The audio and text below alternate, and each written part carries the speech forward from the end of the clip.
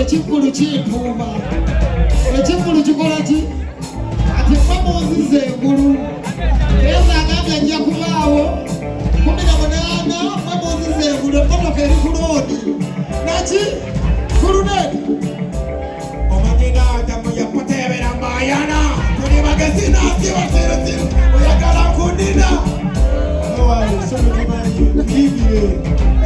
tuyimbire se tukimanyi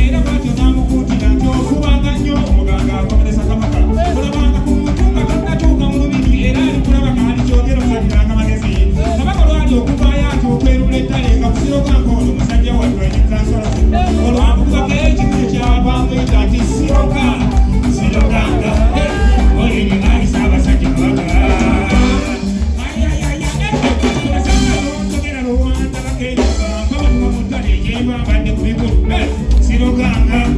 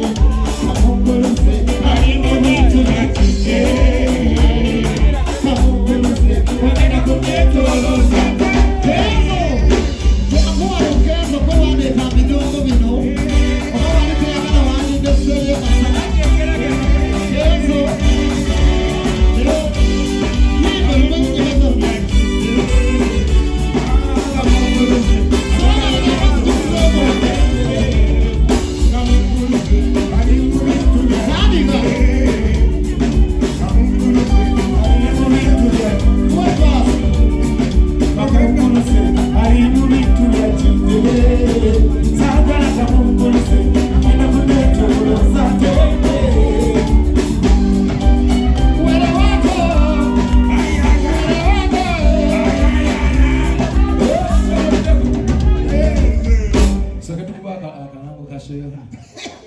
Kakulu. Chimwe message mbeza kina mwenyiba ngesi. Ata naji mwe. Akasaka tukubaka nango sijui yaka. Yesu ndiye kumulete. Vite sawa nega.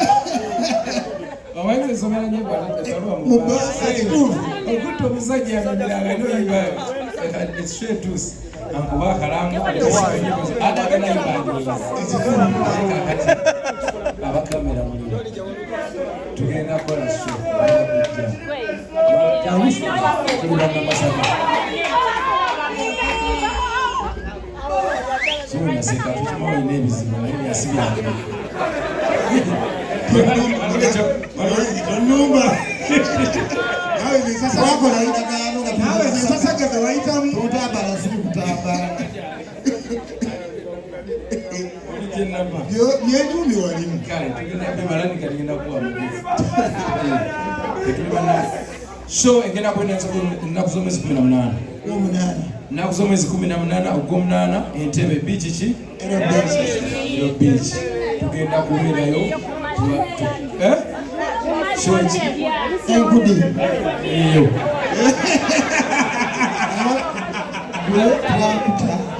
Wale wasawo mundu nojize wala DC kwa kujia mkono mukolo kwa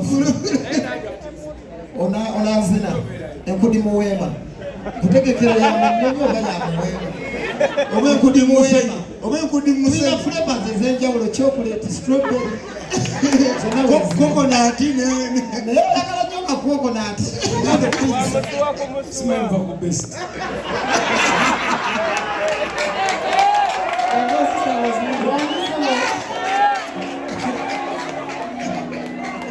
Basi yatuweerezeza etuwadde basi bbiri abawala abanyarwanda bajja kubaayo tukolako tukikubira obugalo ekyabamaanyi neneggwanga Tugeze mwongera ku mizimu mirala. nedda abantu balina okuzina enkudi waliyo enkudi polegi enkudi habo shop n'enkudi walagi mwakalabye akolamu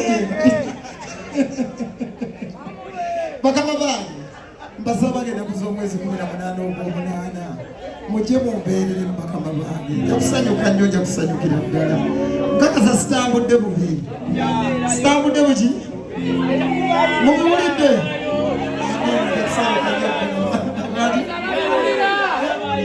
obadde kyatawankanya lunaku bwongo kyali ojakuja Wasike kayima akagala okusige. tebuke nnene ojja kunneeya Mwabe masana maze. Ali manyi mazeeko nnyo muli bakulu. Buli kimu mukikoze Kampala.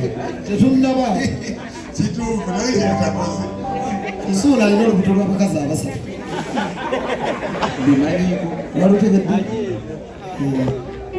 kasajjako kikyeonongiraki kikikyo lwaki onzijonkera lwaki onzijonkera nawe yogerayo ekyama kyawe Tegeeza lunawe mujonkezi.